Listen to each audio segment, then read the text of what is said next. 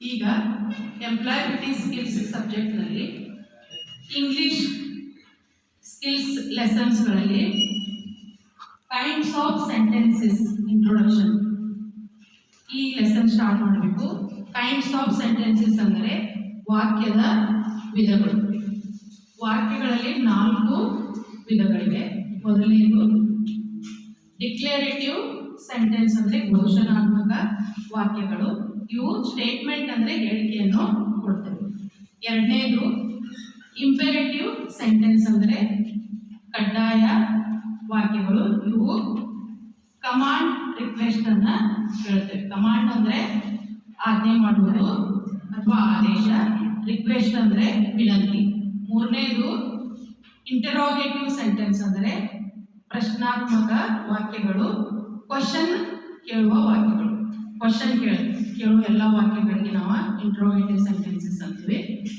ನಾಲ್ಕನೇದು exclamatory sentences ಅಂದರೆ ಆಶ್ಚರ್ಯ ಸೂಚಕ ವಾಕ್ಯಗಳು. ಇದರಲ್ಲಿ ನಾವು ದುಃಖ, ಸಂತೋಷ, ಆಶ್ಚರ್ಯ ಇಂತಹ ಪ್ರಬಲ ಭಾವನೆಗಳನ್ನು ಸೂಚಿಸಲು ಉಪಯೋಗಿಸ್ತೇವೆ.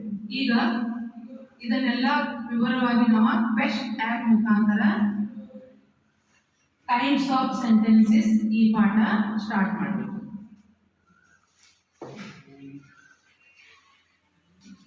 ಪಾಠ ಕಲಿಯಲು ನಿಮಗೆ ಸ್ವಾಗತ. ಆರಂಭಿಸಲು ಬಿಗಿನ್ ಲೆಸನ್ ಆಯ್ಕೆ ಮಾಡುವುದು. Kinds of sentences introduction.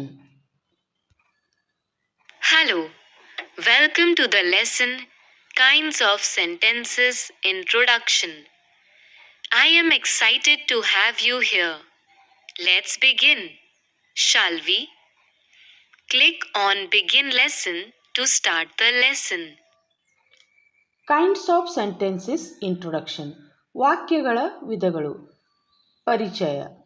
ಈ ಪಾಠ ಕಲಿಯಲು ನಿಮಗೆ ಸ್ವಾಗತ. ಆರಂಭಿಸಲು ಬಿಗಿನ್ ಲೆಸನ್ ಆಯ್ಕೆ ಮಾಡುವುದು. In this lesson, we will learn the 4 types of sentences, how to make sentences for different situations. In this lesson we will learn. ಈ ಪಾಠದಲ್ಲಿ ನಾವು ಕಲಿಯುವುದು 2 ವಿಷಯಗಳನ್ನು. ಮೊದಲನೆಯದು ದ 4 types of sentences, ವಾಕ್ಯಗಳ 4 ವಿಧಗಳು.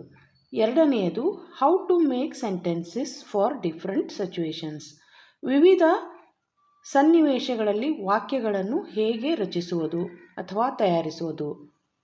ಈಗ ಮುಂದಿನ ಪುಟ ಓದುವುದು.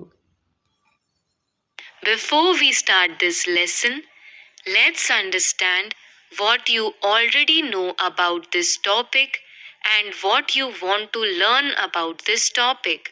Drag and place the options in the appropriate box. The 4 types of sentences. When to use the different kinds of sentences. How to frame sentences correctly. ಈ ಪಾಠ ಕಲಿಯುವ ಮೊದಲು ಈ ವಿಷಯದ ಬಗ್ಗೆ ಈಗಾಗಲೇ ನಿಮಗೆ ಏನು ತಿಳಿದಿದೆ ಮತ್ತು ಏನು ಕಲಿಯಬೇಕಾಗಿದೆ ಅರ್ಥ ಮಾಡಿಕೊಳ್ಳುವುದು. Drag and place the options in the appropriate box. ಕೆಳಗೆ ಕೊಟ್ಟಿರುವ ಆಯ್ಕೆಗಳನ್ನು ಸರಿಯಾದ ಬಾಕ್ಸ್ನಲ್ಲಿ ಇಡುವುದು. ವಾಟ್ ಐ ಆಲ್ರೆಡಿ ನೋ ಅಂದರೆ ನನಗೆ ಈಗಾಗಲೇ ಏನು ತಿಳಿದಿದೆ. ಈ ವಿಷಯಗಳನ್ನು ಎಡಗಡೆ ಬಾಕ್ಸ್ನಲ್ಲಿ ಇಡುವುದು. What I want to learn ಅಂದರೆ ನನಗೆ ಏನು ಕಲಿಯಬೇಕಾಗಿದೆ. ಆ ವಿಷಯಗಳನ್ನು ಬಲಗಡೆ ಬಾಕ್ಸ್ನಲ್ಲಿ ಇಡುವುದು. ಆಪ್ಷನ್ಸ್ ಅಂದರೆ ಆಯ್ಕೆಗಳು. ಮೊದಲನೇ ಆಯ್ಕೆ ದ 4 types ಆಫ್ ಸೆಂಟೆನ್ಸಸ್ ಅಂದರೆ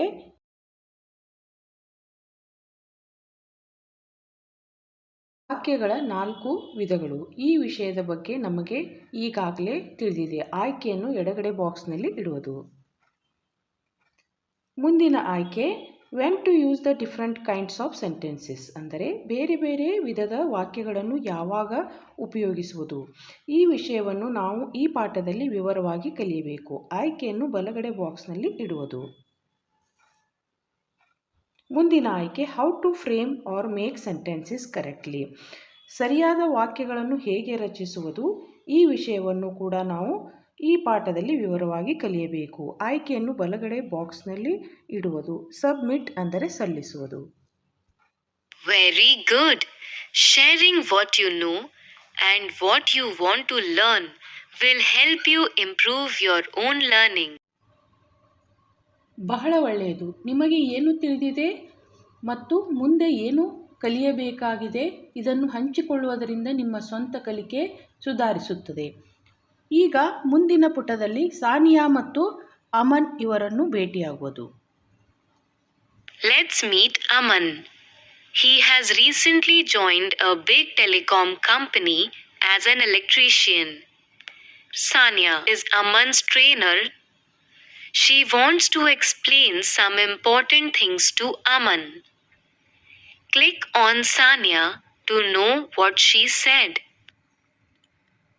ಮೀಟ್ ಅಮನ್ ಅಂದರೆ ಅಮನ್ ಈತನ ಭೇಟಿಯಾಗುವುದು.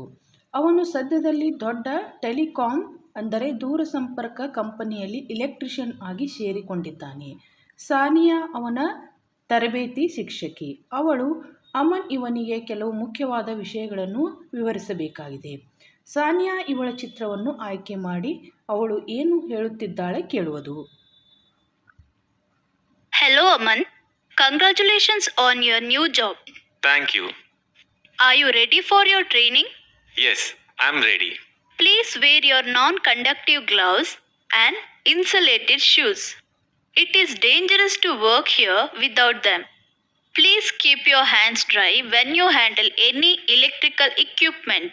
Yes, I will follow all safety instructions. Do you want me to show you how to operate this machine? Yes, that will be helpful. Let us take a pause here and reflect.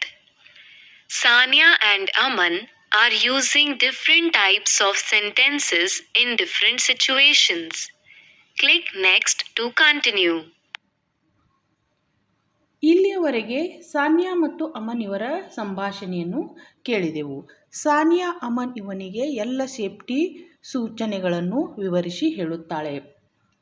ಅವರು ಬೇರೆ ಬೇರೆ ಸಂದರ್ಭಗಳಲ್ಲಿ ವಿವಿಧ ವಾಕ್ಯಗಳನ್ನು ಉಪಯೋಗಿಸುತ್ತಿದ್ದಾರೆ. ಇವುಗಳನ್ನು ತಿಳಿದುಕೊಳ್ಳಲು ಮುಂದಿನ ಪುಟ ಆಯ್ಕೆ ಮಾಡುವುದು.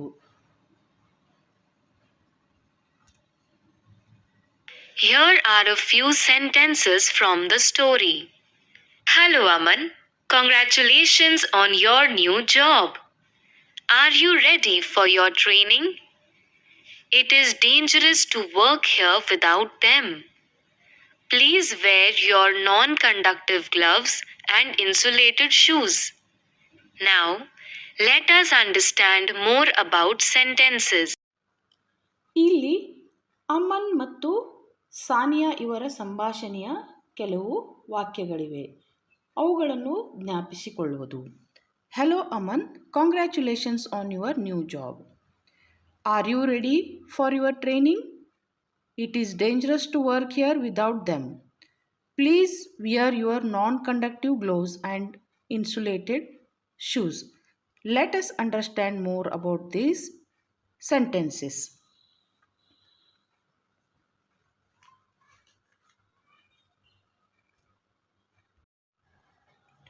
What are sentences? ವಾಕ್ಯಗಳು ಅಂದರೆ ಏನು? A sentence is a complete set of words that has some meaning. ವಾಕ್ಯ ಶಬ್ದಗಳ ಒಂದು ಗುಂಪು, ಅದಕ್ಕೆ ಒಂದು ಅರ್ಥ ಇರುತ್ತದೆ.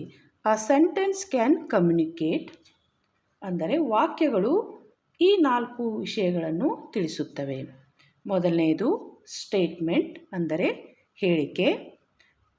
ಉದಾಹರಣೆ, it is dangerous to work here without them. ಎರಡನೇದು ಕಮಾಂಡ್ ಆರ್ ರಿಕ್ವೆಸ್ಟ್ ಆದೇಶ ಅಥವಾ ವಿನಂತಿ. ಉದಾಹರಣೆ, please keep your hands dry when handling any electrical equipment. ಮೂರನೇದು ಕ್ವೆಶ್ಚನ್ ಪ್ರಶ್ನೆ. ಉದಾಹರಣೆ, are you ready for your training. ನಾಲ್ಕನೇದು ಎಕ್ಸ್ಕ್ಲಮೇಷನ್ ಅಂದರೆ ಉದ್ಗಾರ, ಆಶ್ಚರ್ಯ, ದುಃಖ, ಸಂತೋಷ. ಉದಾಹರಣೆ, hello Aman, congratulations on your new job. Each type of sentence is used for a different purpose. Depending on what we want to communicate, we can choose a type of sentence. Each type of sentence is used for a different purpose. ಅಂದರೆ ಪ್ರತಿಯೊಂದು ವಾಕ್ಯವು ವಿವಿಧ ಉದ್ದೇಶಕ್ಕೆ ಉಪಯೋಗಿಸಲ್ಪಡುತ್ತದೆ. Depending on what we want to communicate we can choose a type of sentence. ನಮಗೆ ಏನು ಹೇಳಬೇಕಾಗಿದೆ ಅದನ್ನು ಅವಲಂಬಿಸಿ ನಮಗೆ ಬೇಕಾದ ವಾಕ್ಯದ ಪ್ರಕಾರವನ್ನು ಆರಿಸಬಹುದು. ಮುಂದಿನ ಪುಟದಲ್ಲಿ ವಾಕ್ಯದ ಪ್ರಕಾರಗಳನ್ನು ವಿವರವಾಗಿ ಕಲಿಯುವುದು. Let us understand the 4 types of sentences. Click on each image to know more. Types of sentences, ವಿವಿಧ ವಾಕ್ಯಗಳು. ಮೊದಲನೆಯದು ಸ್ಟೇಟ್ಮೆಂಟ್ ಅಂದರೆ ಹೇಳಿಕೆಯನ್ನು ಕೊಡುವ ವಾಕ್ಯ. ಡಿಕ್ಲರೇಟಿವ್ ಸೆಂಟೆನ್ಸಸ್, ಘೋಷಣಾತ್ಮಕ ವಾಕ್ಯಗಳು. ಎರಡನೆಯದು ಕಮಾಂಡ್ ಆರ್ ರಿಕ್ವೆಸ್ಟ್, ಆದೇಶ ಅಥವಾ ವಿನಂತಿ ಕೇಳುವ ವಾಕ್ಯ. ಇಂಪೆರೇಟಿವ್ ಸೆಂಟೆನ್ಸಸ್, ಕಡ್ಡಾಯ ವಾಕ್ಯಗಳು. ಮೂರನೆಯದು ಕ್ವೆಶ್ಚನ್ ಅಂದರೆ ಪ್ರಶ್ನೆ ಕೇಳುವ ವಾಕ್ಯ. ಇಂಟರೋಗೇಟಿವ್ ಸೆಂಟೆನ್ಸಸ್, ಪ್ರಶ್ನಾತ್ಮಕ ವಾಕ್ಯಗಳು. ನಾಲ್ಕನೆಯದು ಎಕ್ಸ್ಕ್ಲಮೇಷನ್ ಅಂದರೆ ಉದ್ಗಾರವನ್ನು ಸೂಚಿಸುವ ವಾಕ್ಯ. ಎಕ್ಸ್ಕ್ಲಮೇಟರಿ ಸೆಂಟೆನ್ಸಸ್, ಆಶ್ಚರ್ಯ ಸೂಚಕ ವಾಕ್ಯಗಳು. ಈಗ ಪ್ರತಿಯೊಂದು ಚಿತ್ರವನ್ನು ಆಯ್ಕೆ ಮಾಡಿ ವಿವರವಾಗಿ ಓದುವುದು. ಡಿಕ್ಲರೇಟಿವ್ ಸೆಂಟೆನ್ಸಸ್ ಆಯ್ಕೆ ಮಾಡುವುದು. Declarative sentences are used to make a statement. These sentences tell us some information, a fact, or an explanation. They are the most common types of sentences that we use. They always end with a full stop. For example, my name is Aman. The sky is blue. I am an electrician. Declarative sentences, ಘೋಷಣಾತ್ಮಕ ವಾಕ್ಯಗಳ ಬಗ್ಗೆ ವಿವರ. Used to make a statement, ಹೇಳಿಕೆ ಕೊಡಲು ಉಪಯೋಗಿಸುತ್ತೇವೆ. Tell us some information, a fact or an explanation, ನಮಗೆ ಮಾಹಿತಿ, ಘಟನೆ, ವಿವರಣೆ ಹೇಳುತ್ತವೆ. The most common type of sentences that we use ಅಂದರೆ ನಾವು ಸಾಮಾನ್ಯವಾಗಿ ಉಪಯೋಗಿಸುವ ವಿಧದ ವಾಕ್ಯ. Always end with a full stop ಅಂದರೆ ಪೂರ್ಣ ವಿರಾಮದಿಂದ ಕೊನೆಗೊಳ್ಳುತ್ತದೆ. For example, my name is Aman, the sky is blue, I am on electrician. ಉದಾಹರಣೆಗೆ, ನನ್ನ ಹೆಸರು ಅಮನ್, ಆಕಾಶ ನೀಲಿ ಆಗಿದೆ, ನಾನು ವಿದ್ಯುತ್ ಕರ್ಮಿ ಆಗಿದ್ದೇನೆ. ಈಗ ಇಂಪೆರೇಟಿವ್ ಸೆಂಟೆನ್ಸಸ್ ಆಯ್ಕೆ ಮಾಡುವುದು.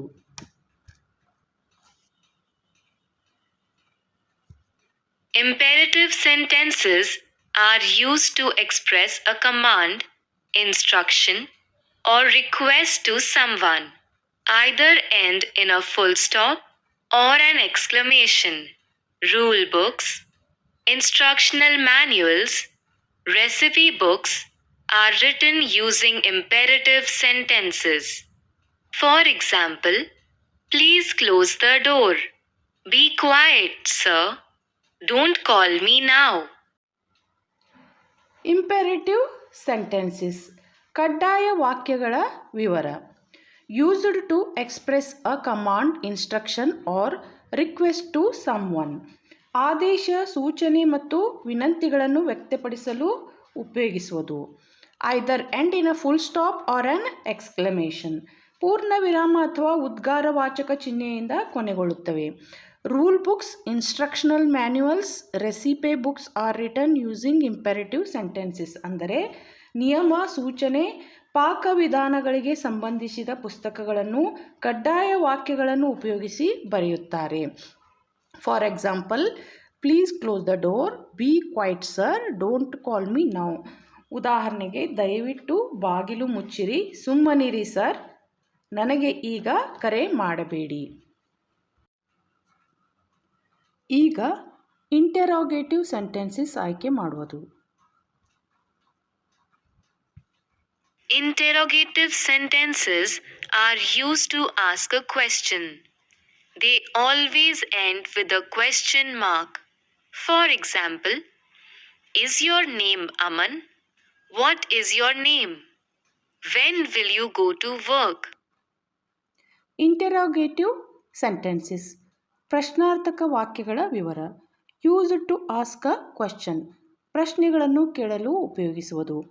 Always end with a question mark ಪ್ರಶ್ನಾರ್ಥಕ ಚಿಹ್ನೆಯಿಂದ ಕೊನೆಗೊಳ್ಳುತ್ತವೆ. For example, is your name Aman? What is your name?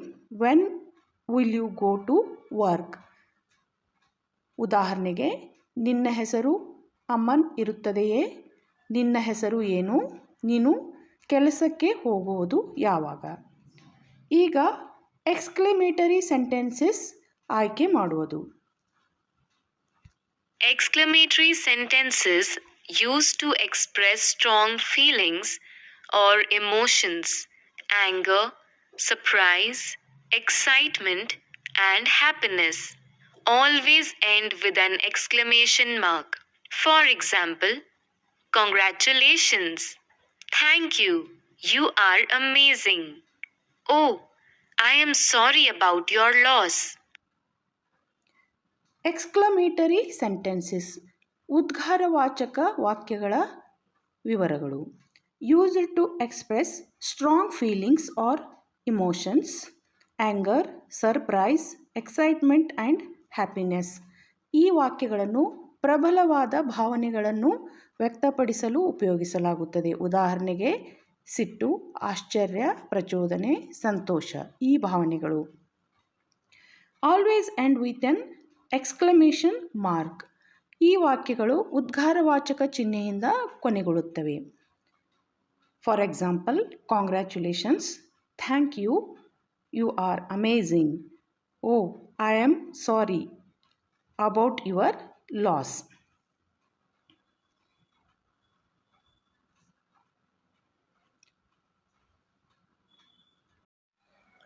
ಇಲ್ಲಿಯವರೆಗೆ 4 ವಿಧದ ವಾಕ್ಯಗಳನ್ನು ವಿವರವಾಗಿ ಕಲಿತುಕೊಂಡಿದ್ದೇವೆ.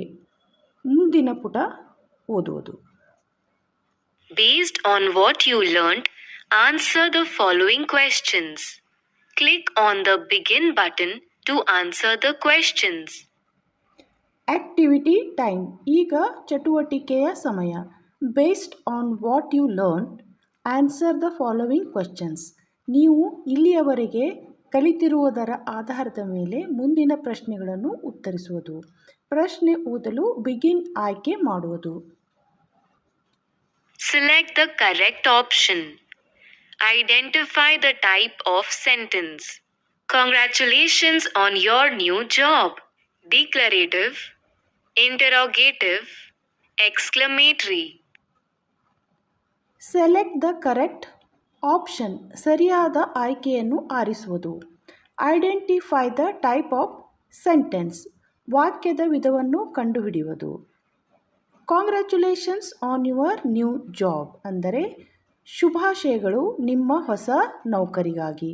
ಇದು ಸಂತೋಷ ವ್ಯಕ್ತಪಡಿಸುವ ಉದ್ಗಾರವಾಚಕ ವಾಕ್ಯ. ಡಿಕ್ಲರೇಟಿವ್ ಅಂದರೆ ಘೋಷಣೆ ಹಾಗೂ ಇಂಟೆರೋಗೇಟಿವ್ ಅಂದರೆ ಪ್ರಶ್ನಾರ್ಥಕ ಇರುವುದಿಲ್ಲ. ಎಕ್ಸ್ಕ್ಲಮೇಟರಿ ಎಕ್ಸ್ಪ್ರೆಸ್ ಎಮೋಷನ್ಸ್ ಆಯ್ಕೆ ಮಾಡಿ ಉತ್ತರ ಸಲ್ಲಿಸುವುದು. You are right. ಸರಿಯಾದ ಉತ್ತರ. Select the correct option.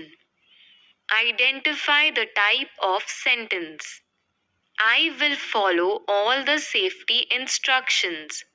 Declarative, interrogative, imperative. Select the correct option ಸರಿಯಾದ ಆಯ್ಕೆಯನ್ನು ಆರಿಸುವುದು. Identify the type of sentence ವಾಕ್ಯದ ವಿಧವನ್ನು ಕಂಡುಹಿಡಿಯುವುದು. I will follow all the safety instructions ಅಂದರೆ ನಾನು ಎಲ್ಲ ಸುರಕ್ಷಾ ಸೂಚನೆಗಳನ್ನು ಅನುಸರಿಸುತ್ತೇನೆ. ಇದು ಒಂದು ಸ್ಟೇಟ್ಮೆಂಟ್ ಅಂದರೆ ಹೇಳಿಕೆ ಇದೆ. ಇಂಟೆರೋಗೇಟಿವ್ ಪ್ರಶ್ನೆ ಹಾಗೂ ಇಂಪೆರೇಟಿವ್ ಉದ್ಗಾರ ಇರುವುದಿಲ್ಲ. ಡಿಕ್ಲರೇಟಿವ್ ಸ್ಟೇಟ್ಮೆಂಟ್ ಆಯ್ಕೆ ಮಾಡಿ ಉತ್ತರ ಸಲ್ಲಿಸುವುದು.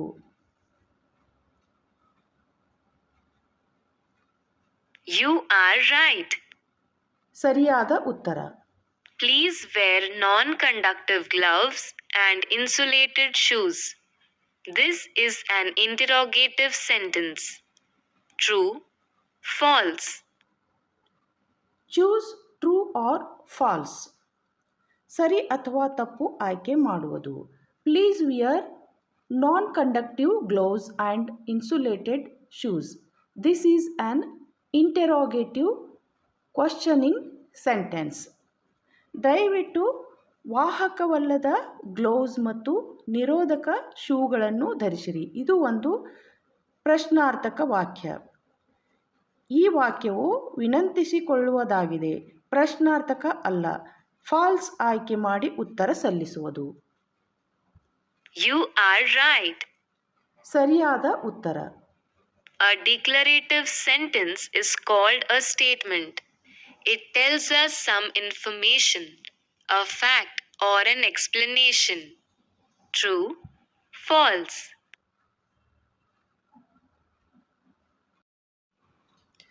Choose true or false. ಸರಿ ಅಥವಾ ತಪ್ಪು ಆಯ್ಕೆ ಮಾಡುವುದು. A declarative sentence is called a statement. It tells us some information, a fact, or an explanation. ಘೋಷಣಾತ್ಮಕ ವಾಕ್ಯಗಳನ್ನು ಹೇಳಿಕೆ ಎಂದು ಕರೆಯುತ್ತೇವೆ. ಇದು ನಮಗೆ ಮಾಹಿತಿ, ಘಟನೆ, ವಿವರಣೆ ಹೇಳುತ್ತದೆ. ಈ ವಾಕ್ಯ ಸರಿಯಾಗಿದೆ. ಟ್ರೂ ಆಯ್ಕೆ ಮಾಡಿ ಉತ್ತರ ಸಲ್ಲಿಸುವುದು. You are right. ಸರಿಯಾದ ಉತ್ತರ. Choose the correct type of sentence for the situation. You are in a park with your best friend. You see beautiful flowers around. How will you share your message? Are the flowers in the park beautiful? Wow! The flowers in the park are beautiful. Choose the correct type of sentence for the situation. ಸಂದರ್ಭಕ್ಕೆ ತಕ್ಕಂತೆ ವಾಕ್ಯದ ವಿಧವನ್ನು ಆರಿಸುವುದು. You are in a park with your best friend. You see beautiful flowers around. How will you share your message? ಈ ಪ್ರಶ್ನೆಯ ಅರ್ಥ: ನೀವು ನಿಮ್ಮ ಸ್ನೇಹಿತರೊಂದಿಗೆ ಪಾರ್ಕ್ನಲ್ಲಿ ಇದ್ದಾಗ ಸುತ್ತಮುತ್ತ ಸುಂದರ ಹೂವುಗಳನ್ನು ನೋಡುತ್ತೀರಿ. ಆಗ ನೀವು ನಿಮ್ಮ ಸಂದೇಶವನ್ನು ಹೇಗೆ ಹಂಚಿಕೊಳ್ಳುತ್ತೀರಿ? ನಾವು ಸುಂದರವಾದ ಹೂಗಳನ್ನು ನೋಡಿದಾಗ ಉದ್ಗಾರವಾಚಕ ವಾಕ್ಯದಲ್ಲಿ ಹೇಳುತ್ತೇವೆ. ಮೊದಲನೇ ಉತ್ತರ: are the flowers in the park beautiful? ಇದು ಪ್ರಶ್ನಾರ್ಥಕವಾಗಿದೆ. ಎರಡನೇ ಉತ್ತರ: wow, the flowers in the park R beautiful. ಇದು ಉದ್ಗಾರವಾಚಕವಾಗಿದೆ. ಆಯ್ಕೆಯನ್ನು ಸಲ್ಲಿಸುವುದು. You are right. ಸರಿಯಾದ ಉತ್ತರ. Choose the correct type of sentence for the situation. Your friend called you on the phone, but you are busy. What would be a good way to reply? Call me back later. Will you please call me back later? Choose the correct type of sentence for the situation. ಸಂದರ್ಭಕ್ಕೆ ತಕ್ಕಂತೆ ವಾಕ್ಯದ ವಿಧವನ್ನು ಆರಿಸುವುದು. Your friend called you on the phone but you are busy. What would be a good way to reply? ನಿಮ್ಮ ಸ್ನೇಹಿತ ನಿಮಗೆ phone ಕರೆ ಮಾಡಿದ್ದಾರೆ, ಆದರೆ ನೀವು ಕಾರ್ಯನಿರತರಾಗಿದ್ದಾರೆ. ಅವರಿಗೆ ಯಾವ ರೀತಿಯಲ್ಲಿ ಒಳ್ಳೆಯ ಉತ್ತರ ಕೊಡುವುದು? ನಾವು ವಿನಂತಿಪೂರ್ವಕ ಉತ್ತರ ಕೊಡಬೇಕಾಗುತ್ತದೆ. ಮೊದಲನೇ ಉತ್ತರ: ಕಾಲ್ ಮಿ ಬ್ಯಾಕ್ ಲೇಟರ್. ಇದು ಕಮಾಂಡ್ ಅಂದರೆ ಆದೇಶ ಇರುತ್ತದೆ. ಎರಡನೇ ವಾಕ್ಯ: will you please call me back later. ಇದು ವಿನಂತಿ ಮಾಡಿಕೊಳ್ಳುವ ರೀತಿಯಲ್ಲಿದೆ. ಎರಡನೇ ಆಯ್ಕೆಯನ್ನು ಸಲ್ಲಿಸುವುದು. You are right. ಸರಿಯಾದ ಉತ್ತರ. Here is a task for you. Watch one episode of your favorite TV show. Write down any 5 dialogues that appear in the episode. Classify the dialogues into 4 types of sentences: declarative, imperative, interrogative, exclamatory. Share your examples or reflections on the Quest app community page or ITI social media groups. ಈಗ ನಿಮಗೆ ಒಂದು ಕೆಲಸ. ನಿಮ್ಮ ನೆಚ್ಚಿನ ಒಂದು TV ಕಾರ್ಯಕ್ರಮದ ಒಂದು ಭಾಗ ನೋಡಿರಿ. ಅದರಲ್ಲಿನ ಯಾವುದಾದರೂ 5 ಸಂಭಾಷಣೆ ಬರೆಯಿರಿ. ಸಂಭಾಷಣೆಯನ್ನು 4 ವಿಧದ ವಾಕ್ಯಗಳಲ್ಲಿ ವರ್ಗೀಕರಿಸಿರಿ. ಡಿಕ್ಲರೇಟಿವ್, ಇಂಪೆರೇಟಿವ್, ಇಂಟ್ರಾಗೇಟಿವ್ ಮತ್ತು ಎಕ್ಸ್ಕ್ಲಮೇಟರಿ. ನಿಮ್ಮ ಉದಾಹರಣೆಗಳನ್ನು ಕ್ವೆಸ್ಟ್ ಆ್ಯಪ್ನಲ್ಲಿ ಅಥವಾ ITI ಸಾಮಾಜಿಕ ಜಾಲತಾಣಗಳಲ್ಲಿ ಹಂಚಿಕೊಳ್ಳಿರಿ. ಈಗ ಮುಂದಿನ ಪುಟ ಓದುವುದು. Now that we have completed the lesson, share what you have learned from this lesson. Choose the options from the menu. What I learned from this lesson. The 4 types of sentences. When to use the different kinds of sentences. How to frame sentences correctly. ಇಲ್ಲಿಗೆ ಈ ಪಾಠ ಮುಗಿಯಲಿದೆ. ಇಲ್ಲಿಯವರೆಗೆ ನೀವು ಕಲಿತಿದ್ದನ್ನು ಹಂಚಿಕೊಳ್ಳುವುದು. Choose the options from the menu. ಕೆಳಗಿನವುಗಳಲ್ಲಿ ಆಯ್ಕೆಗಳನ್ನು ಆರಿಸುವುದು. What I learned from this lesson. ಈ ಪಾಠದಲ್ಲಿ ನಾನು ಕಲಿತಿರುವುದು. The 4 types of sentences. 4 ವಿಧದ ವಾಕ್ಯಗಳು. When to use the different kinds of sentences. ಯಾವಾಗ ಬೇರೆ ಬೇರೆ ವಿಧದ ವಾಕ್ಯಗಳನ್ನು ಉಪಯೋಗಿಸುವುದು. How to frame or make sentences correctly. ಸರಿಯಾದ ವಾಕ್ಯಗಳನ್ನು ಹೇಗೆ ರಚಿಸುವುದು. ನಾವು ಇಲ್ಲಿಯವರೆಗೆ ಈ ಎಲ್ಲ ಆಯ್ಕೆಗಳನ್ನು ಕಲಿತಿದ್ದೇವೆ. ಆಯ್ಕೆಗಳನ್ನು ಸಲ್ಲಿಸುವುದು. Thank you for sharing what you learned from this lesson. ಈ ಪಾಠದಲ್ಲಿ ನೀವು ಕಲಿತಿರುವುದನ್ನು ಹಂಚಿಕೊಂಡದ್ದಕ್ಕಾಗಿ ಧನ್ಯವಾದಗಳು. Here is a recap of what you learned in this lesson. A sentence is a complete set of words that convey some meaning. Each type of sentence serves a different function. A sentence can communicate the following: a statement, a command, a question, surprise. It is important to use the type of sentence that best communicates the message or the idea to be conveyed. Recap type of sentences. ವಾಕ್ಯದ ವಿಧಗಳು ಈ ಪಾಠದ ಸಾರಾಂಶ. A sentence is a complete set of words that convey some meaning. Each type of sentence serves a different function.